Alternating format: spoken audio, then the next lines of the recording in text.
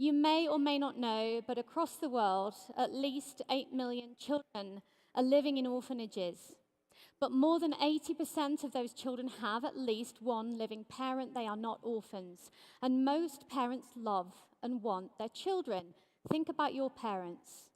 But often, the parents are poor and receive no assistance. They can't afford to feed their children or pay for their education, so they give them to the orphanage. Or the child has a disability and the doctors advise them to give them to the orphanage. But 80 years of research proves orphanages seriously harm children's health and development.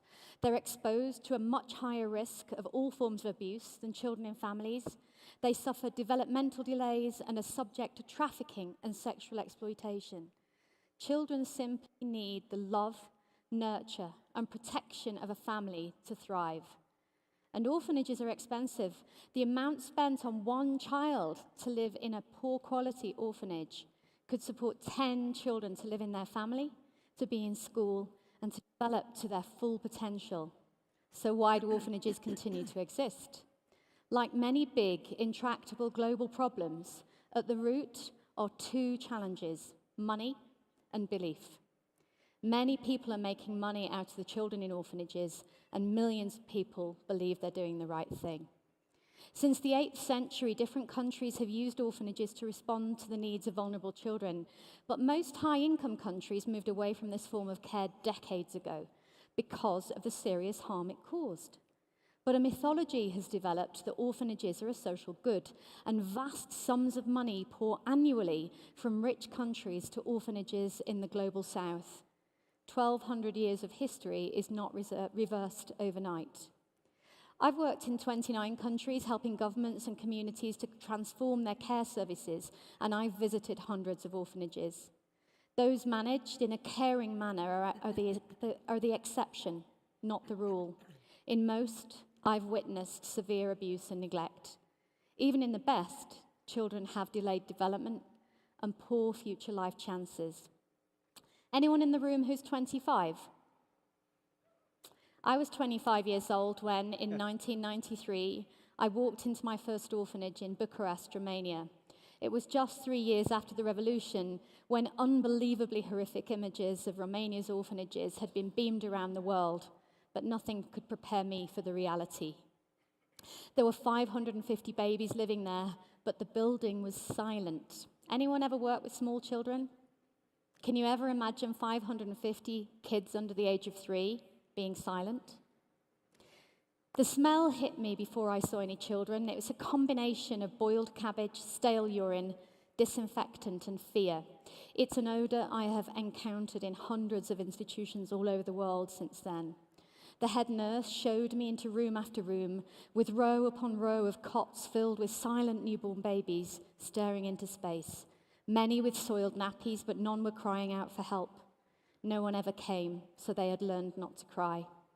Older babies with emaciated bodies, shaven heads, sunken eyes, rocking violently back and forth. Over the coming days, as I observed the regime of the institution, I saw the clockwork approach to care. Each member of staff had 20 babies to look after and had to follow a strict program so they could fit in all their work, with a major focus on keeping the wards clean. At 7 o'clock, nappies were changed, and at 7:30, babies were fed rapidly because feeding time had to finish by 8:30. If a baby soiled her nappy immediately after changing time, she would lie for hours wet and often cold and in pain until the next allotted time. Apart from the few hurried, harassed moments of feeding and changing, the babies had no human contact, no stimulation, never mind love and individual attention. They stared into space, at the white ceiling, at the white walls, or at the bars of their cot. Without stimulation, the children began to stimulate themselves, rocking back and forth as a form of self-soothing, which quickly became obsessive and aggressive, and for many infants turned into self-harming. To protect the children from themselves, the staff began to tie the babies up. Some remained tied up for the rest of their lives. It is stunning to watch a 12-month-old baby repeatedly smack her head against the bars of her cot, and the logical initial response to these behaviors is to think that there's something wrong with these children. But I know from experience, and this was later proven by brain development research, that if you get the babies out and into a family, they recover their delays, put on weight, and the behaviours gradually disappear. But in the orphanage, the severe neglect resulted in high mortality rates, and staff later told me that when the children died, they threw their bodies into the furnace of the heating system. Since then, I've learned of mass graves in orphanages in Ireland and Scotland, Bulgaria, Romania, and Haiti. There was nothing wrong with these children, but there was everything wrong with the orphanage system. As the children grew, the regimented approach continued to rob them of their identity. Every few months, they lined up to have their heads shaved, allegedly to control lice. They were terrified of being at the back of the queue because as the razor became more blunt, the process became more painful. This is common practice in many institutions around the world, and the children have told us of the pain and humiliation they felt. One girl said, "They cut our hair and cut away our hope that we would ever leave this place." At that time, the scale of the problem in one orphanage seemed overwhelming to me, and there were about 200,000 children in Romania's orphanages then, so solving the problem nationally was way beyond my imagination. So I focused on what I could do, and I set up a program to keep mothers and babies together. And it was a success, and it was replicated across the country. And therefore, preventing children from entering was the beginning of the end of the orphanage system. 4 years later, I was back in Romania helping one county to transform its system of care and get thousands of children out of institutions. And then the Prime Minister asked me to work in his office on a national strategy. At age 32, I helped to put in place the building blocks to end this terrible system, a problem that only 7 years previously I had believed would be impossible to solve. Today,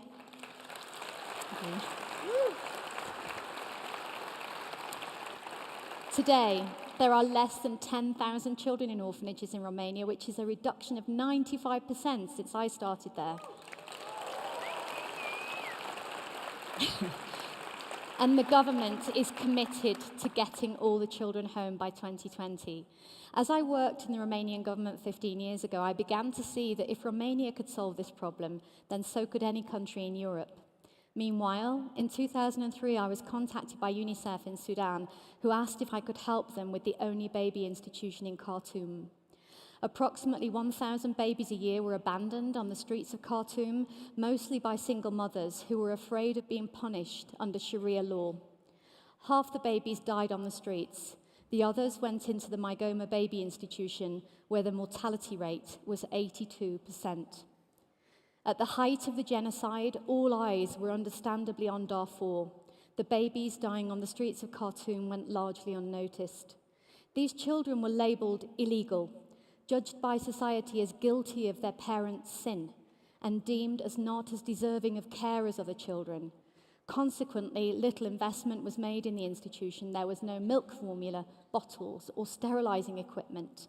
Newborn babies were fed by pouring cow's milk from cups into their mouths. It was a miracle that any baby survived at all. Yet, within a year, we had turned the situation around and put in place a care programme. Thousands of generous Sudanese families became emergency foster parents and adoptive families, and the mortality rate in the families was less than 1%.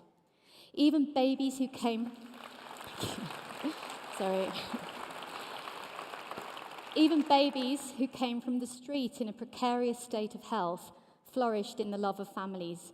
These babies who would otherwise have just laid in their cots were never out of the arms of foster mothers, fathers, brothers, sisters, aunties, and grannies. The Sudanese extended family came to the rescue. At the same time, we knew that the long-term solution was prevention, and it was my privilege to work with the police, imams, government, civil society, journalists, and lawmakers, and together we managed to decriminalise having a child outside marriage in Sudan. Yeah. This made it possible to work directly with parents and to prevent separation. And today, there are 7,000 children living with Sudanese adoptive families or with their birth parents who would otherwise have been dead. And then J.K. Rowling saw an image of a child in a cage in an institution in the Czech Republic and she founded Lumos to tackle the problem of institutions in Europe. I was asked to help, and I realized that with J.K. Rowling's support, we now had a chance to end this problem globally. And over 10 years, Lumos has worked to transform systems of care across Europe, and many countries have made incredible strides. In Moldova and Bulgaria, the numbers have reduced by 80%, and most of the children have gone into family-based care where they thrive and flourish. Across Europe now, most countries have action plans in place to end institutionalisation, and the European Commission is providing funding to many countries to turn their plans into a reality. So Lumos decided to go global. And we found that at the same time as Europe is turning the situation around, in many countries in the global south, orphanages are proliferating, not because of an orphan crisis, but simply to make money out of children. The growing trend of volunteering abroad for young people from wealthy countries has created a billion-dollar orphanage business in Haiti, Nepal, Tanzania, Thailand, Cambodia, Uganda, Kenya, India, to name a few. Many young people want to volunteer in orphanages, and many donors, particularly from Christian communities, give generously, believing they're doing the right thing. And on the ground in countries, entrepreneurial individuals have spotted what they see as a business opportunity. So they set up an orphanage so that they can have somewhere for volunteers and donors to visit and bring the money and goods. And then the orphanage needs children. So they pay childfinders about $50 a head to aggressively recruit the kids. Childfinders prey on poor families, promising children education and opportunities the families cannot provide. Desperate parents believe they're doing the right thing, and once they're in the orphanage, the promises evaporate. In one orphanage we helped to close last year in Haiti, we found some of the worst conditions I've ever seen. The day I visited, not one single adult was there to look after the children who had no food and no drinking water. The children told us that they were being starved, beaten, forced to do hard labor, and the institution director was receiving donations from churches and volunteers in the USA, but spent virtually nothing on the children. We were able to reunite all but one of those kids with their families who had been tricked into believing the orphanage would provide the education they could not afford. For a few $100s of school fees for each child, they could go home. In another orphanage, children told us of sexual exploitation, of witnessing their friends being beaten to death, and of children simply disappearing. And in one, a young man said to us that, and this is a quote, he said, "In the orphanage, we were the merchandise. And as the merchandise, we knew it was our job to keep the money coming in. If a donor gave $100, they would maybe spend $10 on us. One volunteer bought bananas for us, but the director ate the bananas and just gave us the skins to put in the garbage." This is trafficking in children on a global scale, dressed up as caring for orphans. We tracked the money, and we found at least $100 million every year donated to Haiti's orphanages for 30,000 children. That money could pay for 700,000 Haitian children to go to school. Working with many partners, we're tackling this problem globally and seeing some progress. The Australian Parliament is considering legislation to ban volunteering in orphanages abroad and to prosecute travel companies that arrange orphanage volunteering. We're urging the UK and US governments to follow suit, and we're helping governments on the ground to set up child protection systems, and we're educating faith-based donors to shift their funding away from orphanages and towards families to provide them with health and education services and family strengthening. The MacArthur Foundation is considering giving $100 million to Catholic Relief Services to change the way we care. But we need a global movement to end this crime against children, and I really hope that many of you will join us. There are, of course, examples of institutions and orphanages set up with the best of intentions, but even here, children do not develop as well as they would in families. When they grow up and leave, they have no social support network, and they struggle to cope outside the institutional environment. So Lumos is really proud to have begun here in Colombia a program. And we're helping at the moment a wonderful organisation called Funamor to close an institution for HIV-positive children. They set it up a decade ago because so many children with HIV were being left by parents and did not receive proper medical care. The staff at Funamor do everything they can to provide a good home for the children, but 2 years ago they realised it wasn't enough. We've provided training and a little financial support, and now most of the children are back home, and we're helping them to find foster families for the remaining few. Children need families, not orphanages, and this is a hidden global problem, but we can solve it. By 2050, all children will live in loving families, and no child will ever have to live in an orphanage again. Thank you. During my 24 years working with many others to solve this problem, I've learned a great deal, and I thought I would just finish by sharing a few lessons with you that I hope might be useful. First lesson, nothing is impossible. Nothing. There are massive problems in the world that seem beyond our reach, beyond our power to solve, but they are not impossible, they are just difficult. But if it was easy, it would happen without us. Second, human beings cannot survive without love. Whatever you choose to do, do it with love and kindness.